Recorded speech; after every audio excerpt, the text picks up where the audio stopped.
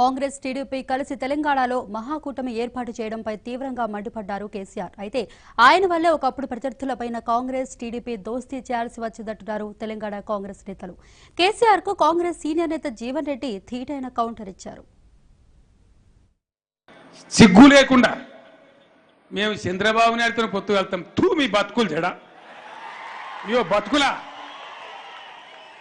ఎవడైతే తెలంగాణ నాశనం చేసిండో, ఎవడైతే గుండు కట్టిండో, నిర్దాక్షిణ్యంగా ఎన్కౌంటర్ల పేరు మీద ఎవడైతే వందల మంది తెలంగాణ బిడ్డలను బలిపెట్టుకున్నాడో, తెలంగాణ ద్రోహి చెడిపోయి చంద్రబాబు నాయుడు తను పొత్తాం మీ బతుకులకు.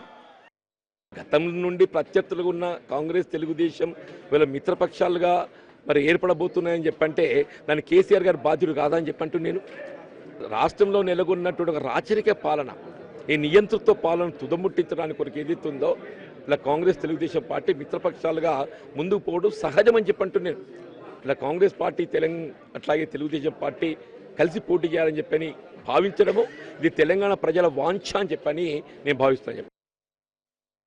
సిగ్గు పోదండి, నవ్వటం ముందు జారి పడతాం. మళ్ళీ ఆంధ్రలోకి అప్పగిస్తారు అధికారం. ఏమో అడుక్కుంటే మేమిస్తాం కానీ 4 సీట్లు కావాలంటే ఇదే మీ బతుకు.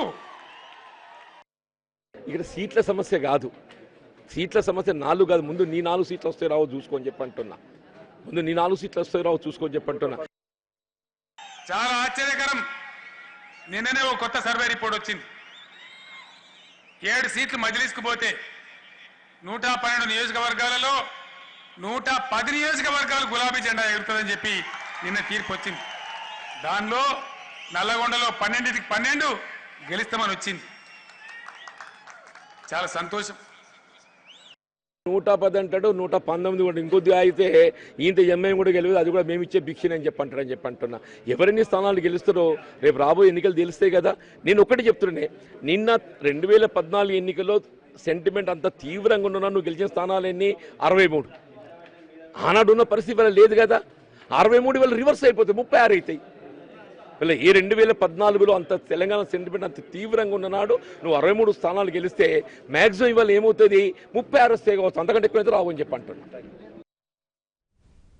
ఆదిలాబాద్ జిల్లా బోధ్ టీఆర్ఎస్ అభ్యర్థి బాపురావుకు కుచిలాపూర్ అనే గ్రామంలో స్థానికులు షాక్ ఇచ్చారు. ఇచ్చిన హామీలు నెరవేర్చకుండా మళ్లీ ప్రచారానికి ఎందుకు వచ్చారంటూ ఆయన్ను స్థానికులు చుట్టుముట్టారు.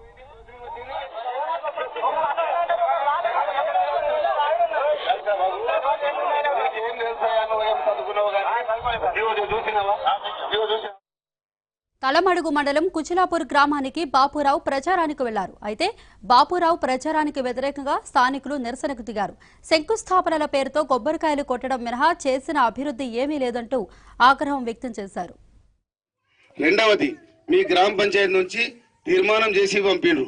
ఏమని? ఆఫీసర్లకు మాకు చెరువు వద్దని. ఇప్పుడు తీర్మానం కాపీ నా దగ్గర ఉన్నది, అక్కడ ఉంది.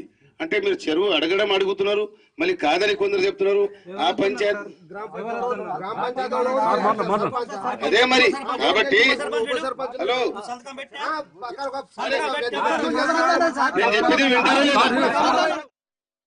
గ్రామానికి ఇచ్చిన హామీల్లో ఒక్కటి కూడా నెరవేర్చలేదని ఆరోపించారు. కనీసం చెరువు కూడా నిర్మించలేదని నిలదీశారు. తమ ఊరికి ఏం చేశారో చెప్పాలంటూ ఒక్కసారిగా చుట్టుముట్టారు. ఎవరన్నారు?